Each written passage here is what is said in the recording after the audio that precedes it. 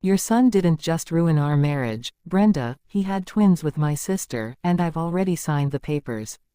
The room went dead silent. Brenda's hand froze midair, her teacup rattling against the saucer as every bit of color drained from her face.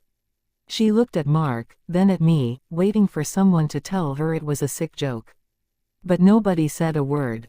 Okay, so, let's rewind a bit, because to understand how we got to a family dinner turning into an absolute crime scene, you need to know how calculated my ex-husband and my own sister really were.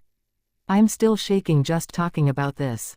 I was married to Mark for 6 years. 6 whole years. We had a house, we had plans, and honestly, I thought we were solid. My younger sister, Chloe, was always around.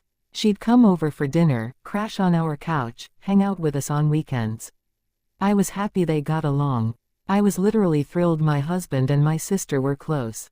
Talk about being blind. If you're new here, subscribe, I post a new story every day. So, look. About a year ago, Chloe starts acting distant. She stops coming over as much. Then she drops the bombshell on the whole family, she's pregnant. With twins. Naturally, everybody is celebrating. I'm over the moon. I'm buying baby clothes, offering to help design the nursery, asking her about the dad. But every single time I brought up the father, Chloe shut down. He's not in the picture, she'd say. He doesn't want to be involved, so please don't ask. And look, as her big sister, I wanted to respect her boundaries. I thought, okay, some guy used her and ran off, I'm not gonna push. Now here's where I'd have lost it if I knew then what I know now. Because while I'm comforting Chloe, Mark starts acting super weird. He's suddenly working late every Tuesday and Thursday. He's taking phone calls in the garage. When I brought up Chloe's pregnancy, he'd get unusually defensive or just walk out of the room.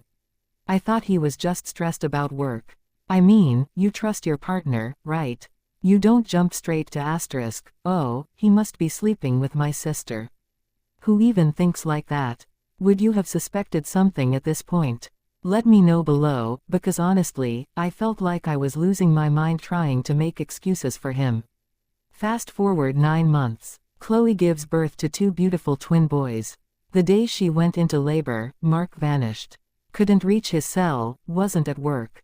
He showed up at the hospital 3 hours late, claiming his car battery died in a parking garage. I was standing in the hospital nursery, looking at those 2 little babies through the glass. And you guys, my heart dropped into my stomach. One of the twins had a tiny, distinct red birthmark right on the side of his neck. Wait, read that part again in your head. A birthmark. Mark has the exact same birthmark in the exact same spot. It's an unusual shape, totally unique to his side of the family. My brain tried to fight it.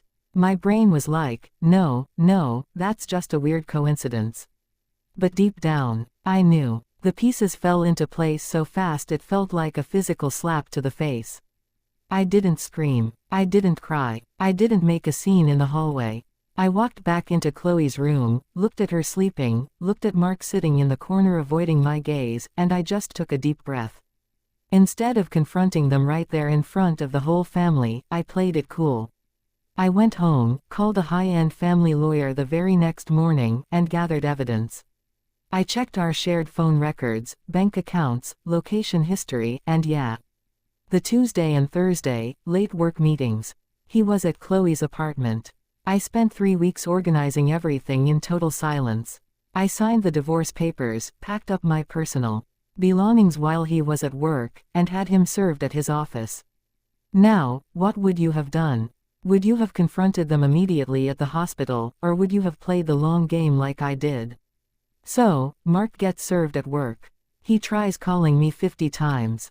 50. He's blowing up my phone, texting me frantic messages, "We can talk about this, it's not what you think, don't ruin the family." Ruin the family. I mean, the audacity is actually breathtaking. He tried to claim it was a one-time mistake, but the timeline proved they had been sleeping together for over a year. A full year under my nose. I blocked his number. But there was still one problem: Mark's mother, Brenda. Brenda was always, let's say, overbearing. She idolized Mark. In her eyes, her son could do absolutely no wrong, and she constantly dropped passive-aggressive comments to me about how Mark settled by marrying me. Brenda didn't know about the divorce yet. Mark was too terrified to tell her the real reason why I vanished. So, Brenda decides to invite the whole family over for a Sunday dinner to meddle and force me and Mark to reconcile. She literally called my mother and said, "I don't know what silly little argument they had, but we need to sit them down." I'll be honest, I didn't expect what came next, but when my mom told me about the dinner, I thought, you know what? I'm going. I walked into Brenda's house calmly. Mark was sitting on the couch, and the second he saw me walk through the door, he turned pale as a sheet. He knew what was coming. Chloe was there too, holding one of the twins, looking dead at the floor. Brenda served tea, put on her best condescending smile, and said, "Now, dear, whatever minor disagreement you and Mark are having, marriage takes work. You can't just run away when things get tough." I took a slow sip of my tea, looked Brenda straight in the eye, and delivered the line from the start. "Your son didn't just ruin our marriage, Brenda, he had twins with my sister, and I've already signed the papers." I wish I had a photo of Brenda's face. Her eyes went wide, her jaw dropped, and every single bit of color drained right out of her skin. She went completely pale. She turned to Mark, her mouth opening and closing like a fish, waiting for him to deny it. Mark couldn't even look at her. He just stared at his shoes. Brenda then looked at Chloe, who started sobbing, and then back to Mark. The realization hit the entire room like a ton of bricks. Brenda tried to stammer out an excuse. There must be a mistake. Mark wouldn't. But I pulled out the paternity confirmation copy from my purse, laid it neatly on the coffee table, stood up, and set my teacup down. AD_pause_Q. The fallout after I walked out of that house was absolute chaos. Chloe's relationship with our parents is completely shattered. Mark's golden child status with Brenda is burned to the ground. She can't even look at him without total embarrassment now. The divorce went through smoothly because Mark was too humiliated to fight me on any of the assets. I got the house, kept my dignity, and cut ties with both of them completely. Looking back, walking away quietly was the best decision I ever made. The temptation to scream and shatter things was huge at first, but letting them sit in the mess they created was so much more powerful. Betrayal from a partner is awful, but when it's your own blood, it's a whole different level of pain. At the end of the day, people who do dirty things in the dark always end up exposed. You just have to stand back and let the truth do the heavy lifting. What would you have done if you were in my shoes? Let me know your verdict in the comments below. Don't forget to like the video and subscribe. I post a new crazy story every single day. See you tomorrow.